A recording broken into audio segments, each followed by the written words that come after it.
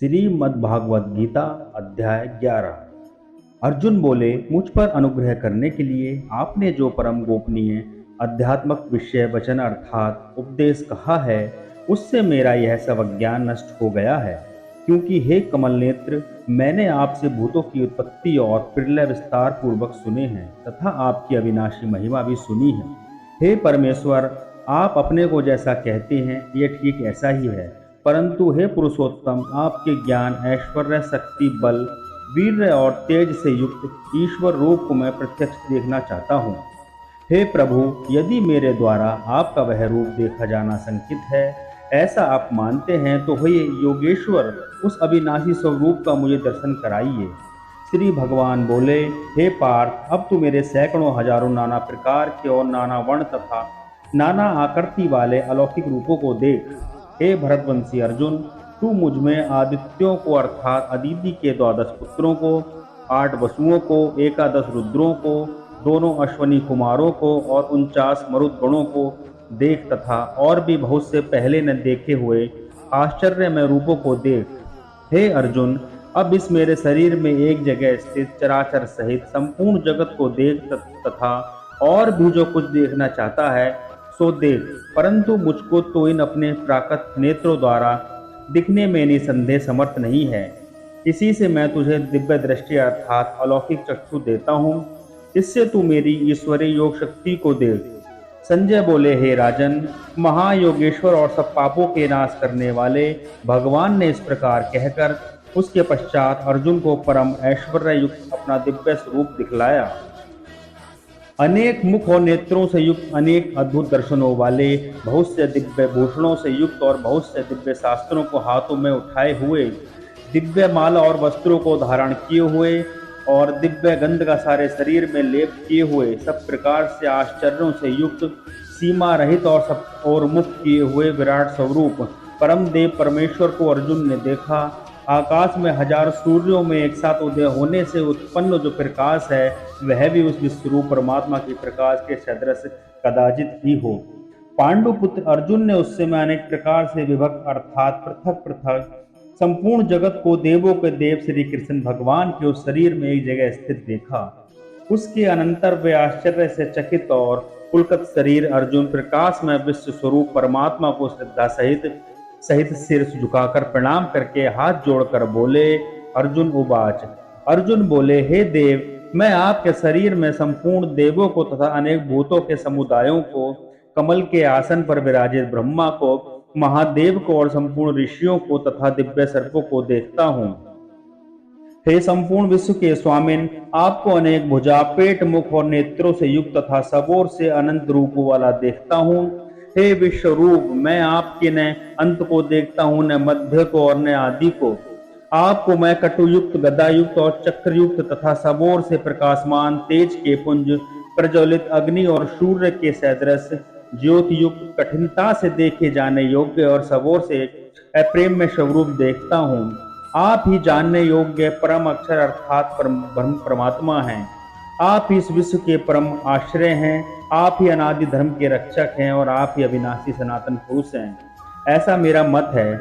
आपको आदि, अंत और मध्य से रहित, अनंत सामर्थ्य से युक्त, अनंत भुज वाले, चंद्र सूर्य रूप नेत्रों वाले, जलते हुए अग्नि रूप मुख वाले और अपने तेज से जगत को संतप्त करते हुए देखा हूँ। हे महात्मन, यह स्वर्ग और पृथ्वी के बीच का संपूर्ण आकाश तथा सब दिशाएं एक आप से ही परिपूर्ण हैं तथा आपके अलौकिक और भयंकर रूप को देखकर तीनों लोक अति व्यथित हो रहे हैं। वे ही देवताओं के समूह आप में प्रवेश करते हैं और कुछ भयभीत होकर हाथ जोड़कर आपके नाम और गुणों का उच्चारण करते हैं तथा महर्षि और सिद्धों के समुदाय कल्याण हो, ऐसा कहकर उत्तम स्त्रोतों द्वारा आपकी स्तुति करते हैं।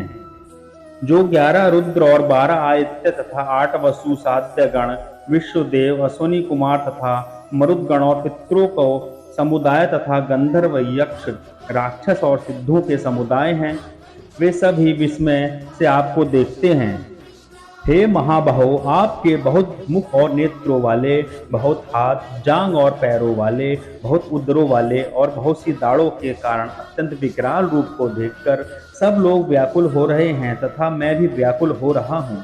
हे विष्णु, आकाश को स्पर्श करने वाले दैदीप्यमान अनेक वर्णों से युक्त तथा फैलाए हुए मुख और प्रकाशमान विशाल नेत्रों से युक्त तथा फैलाए हुए मुख और प्रकाशमान विशाल नेत्रों से युक्त आपको देखकर भयभीत अंतःकरण वाला मैं धैर्य और शांति नहीं पाता हूँ।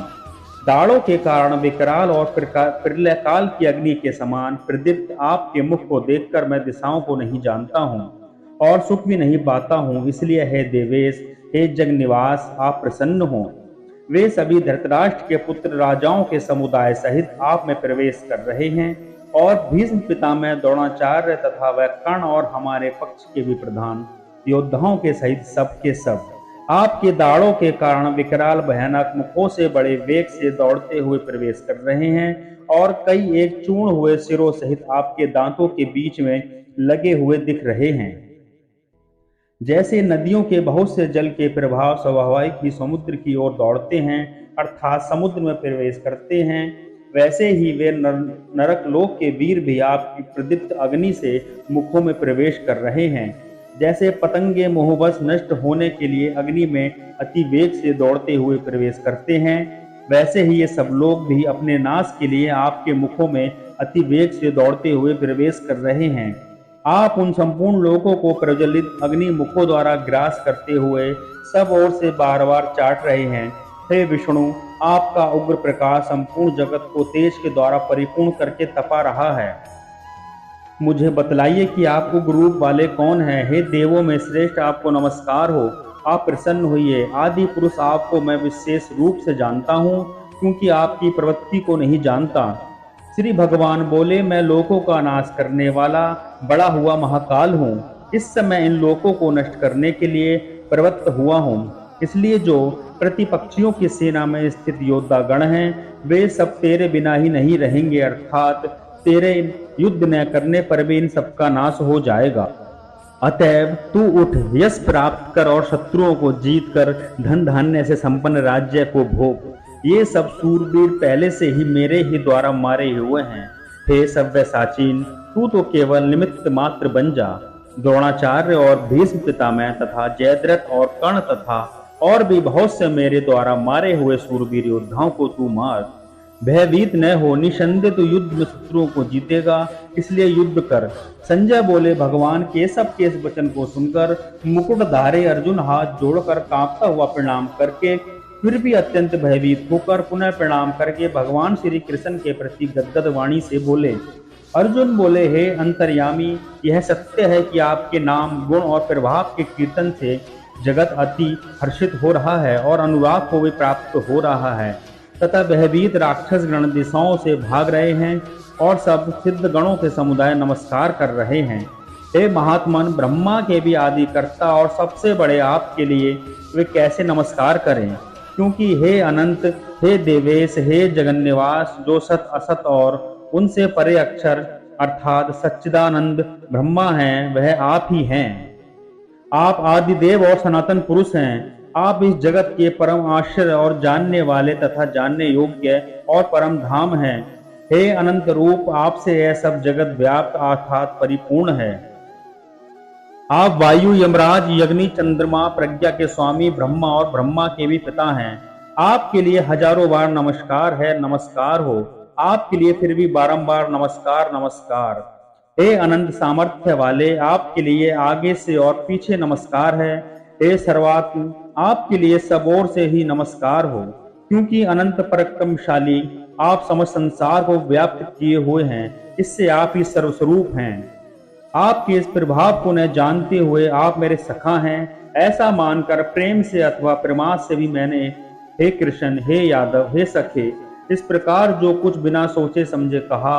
और हे अच्युत, आप जो मेरे द्वारा विनोद के लिए विहार, शैया, आसन और भोजन आदि में अकेले अथवा उन सखाओं के सामने भी अपमानित किए गए हैं, वह सब अपराध है। अप्रेम में स्वरूप आपसे मैं क्षमा करवाता हूँ। आप इस चराचर जगत के पिता और सबसे बड़े गुरु एवं अति पूजनीय हैं। हे अनुपम प्रभाव वाले, तीनों लोकों में आपके समान भी दूसरा कोई नहीं है, फिर कोई अधिक कैसे हो सकता है। अतएव हे प्रभु, मैं शरीर को भली भांति चरणों में निवेदन कर प्रणाम करके स्तुति करने योग्य आप सर्वेश्वर प्रभु की प्रसन्नता के लिए प्रार्थना करता हूँ। हे देव, पिता जैसे पुत्र के, मित्र जैसे मित्र के और पति जैसे प्रियतम पत्नी के अपराध सहन करते हैं, वैसे ही आप भी मेरे अपराध को सहन करके योग्य हैं। मैं पहले न देखे हुए आपके इस आश्चर्यमय रूप को देखकर हर्षित हो रहा हूँ और मेरा मन भय से अति व्याकुल भी हो रहा है। इसलिए आप उस अपने चतुर्भुज विष्णु रूप को ही मुझे दिखलाइए। हे देवेश, हे जगन्निवास, प्रसन्न होइए। मैं वैसे ही आपको मुकुट धारण किए हुए तथा गदा और चक्र हाथों में लिए हुए देखना चाहता हूँ। इसलिए हे विश्व स्वरूप, हे सहस्त्रबाहो, आप उस चतुर्भुज रूप से प्रकट होइए। श्री भगवान बोले, हे अर्जुन, अनुग्रह पूर्वक मैंने अपनी योग शक्ति के प्रभाव से यह अपना परम तेजोमय, सबका आदि और सीमा रहित विराट रूप तुझको दिखलाया है, जिसे तेरे अतिरिक्त दूसरे किसी ने पहले नहीं देखा था। हे अर्जुन, मनुष्य लोक में इस प्रकार विश्व स्वरूप वाला मैं न वेद और यज्ञों के अध्ययन से, न दान से, न क्रियाओं से और न उग्र तपों से ही मेरे अतिरिक्त दूसरों के द्वारा देखा जा सकता है।